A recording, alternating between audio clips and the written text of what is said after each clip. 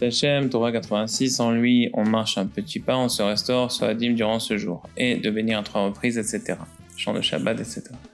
Nous savons que les jours de semaine sont marqués par la prédominance des forces de l'extérieur, qui n'ont plus, la veille du Saint Shabbat, dès la tombée de la nuit, aucun pouvoir, comme le rapporte le Saint Zohar. Lorsque le jour du Shabbat est sanctifié, dès lors tous ceux qui font le mal sont démantelés. Et leur puissance, durant les jours de semaine, s'exerce principalement sur la dimension des pieds, car elles empêchent ainsi l'homme de marcher dans les voies de Dieu, béni soit-il. Il est dit par ailleurs dans le Talmud, les genoux des rabbins sont faibles à cause d'elles.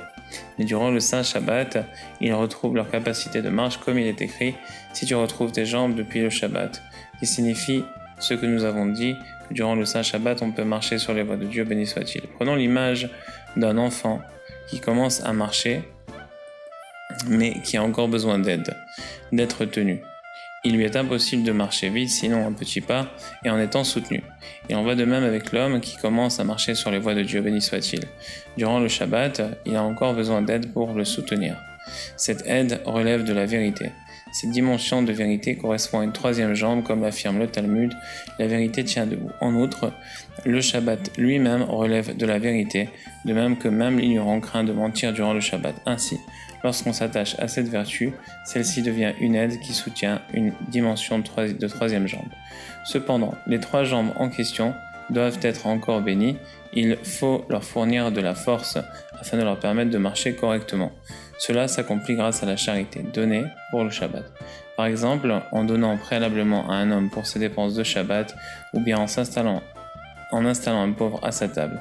Il existe en effet 2 formes de charité, celle que l'on fait durant la semaine et celle que l'on fait pour le Saint Shabbat. Or, la charité relève de la dimension soleil, comme il est écrit, un soleil de charité. Ainsi, la charité que l'on effectue durant la semaine correspond au soleil que l'on connaît actuellement.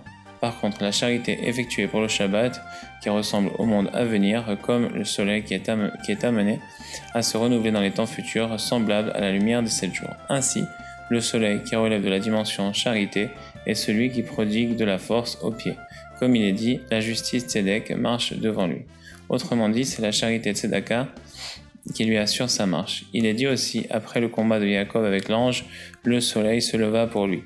Que Rashi explique ainsi pour lui, pour ses besoins, pour le guérir de sa claudication.